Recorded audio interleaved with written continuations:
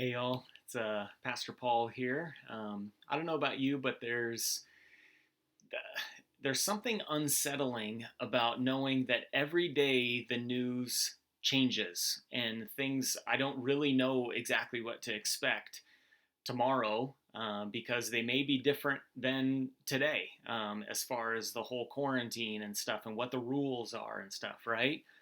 But there is something very reassuring about knowing that our God never changes. He's the same yesterday, today, and forever. And so I think we know this conceptually, but where does that actually come from?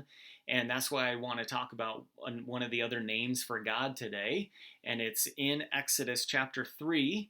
And it says this. And this is when Moses was out in the wilderness and God appears to him in the burning bush. And it says this. Then Moses said to God, "If I come to the people of Israel and say to them, 'The God of your fathers has sent me to you,' and they ask me, 'What is his name?' what shall I say to them?" God said to Moses, "I am who I am." And he said, "Say this to the people of Israel, 'I am has sent me to you.'" God also said to Moses, "Say this to the people of Israel, 'The Lord,'" in all caps, "the Lord, the God of your fathers, the God of Abraham, the God of Isaac, and the God of Jacob, has sent me to you. This is my name forever, and thus I am to be remembered throughout all generations." So who is God? I am, but then in Hebrew it's actually saying Yahweh. Well, in Latin, the same name is Jehovah, and then he also says Lord in all caps. So, really, all four names mean the same thing, and what they mean is self existent, unchanging God. That's who he is. He's self existent and he's unchanging. So, that's what Yahweh, Jehovah, Lord, I am, they all essentially mean the same thing. And so when you think about this, Moses walking through the wilderness and sees this burning bush, this bush is really, in a sense, showing one part of who God is, because the bush wasn't burning up, right? If I take a log and put it into a fire, what happens to that log? It changes. It disintegrates and turns to ash and disappears at some point, right? But this bush was not disintegrating. It was not burning up.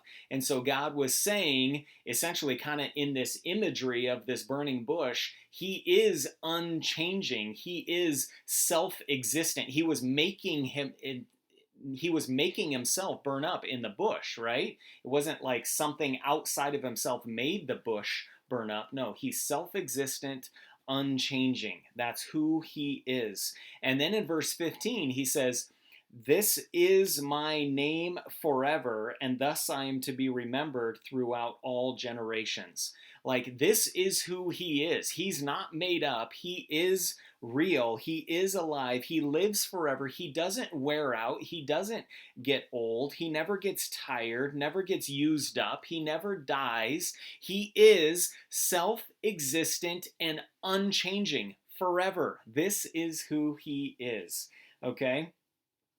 And even think about him being self-existent. Like, he doesn't need help from anyone else or anything else. He doesn't get tired. He doesn't need sleep or anything, right? He doesn't need air. And actually, in Acts 17, 24 and 25 says this: "The God who made the world and everything in it, being Lord of heaven and earth, does not live in temples made by man, nor is he served by human hands as though he needed anything, since he himself gives to all mankind life and breath and everything." Dude, if we served a God that needed our worship and praise, like to fill him, then essentially we would be adding something to God. I don't want to worship a God that needs anything, that is reliant on something outside of himself. No, that's not who God is. That's not Yahweh, Jehovah, I am Lord. That's not who the real God is. He is self-existent, unchanging. And actually in Romans chapter 11, verse 34 and 36, he says this: For who has known the mind of the Lord, or who has been his counselor, or who has given him a gift that he might be repaid? He's saying, God doesn't need your gifts or anything. You're not adding anything to God.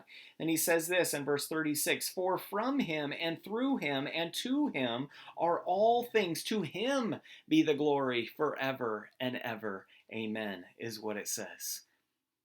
Our worship, our praise doesn't add something to God. He is self-existent.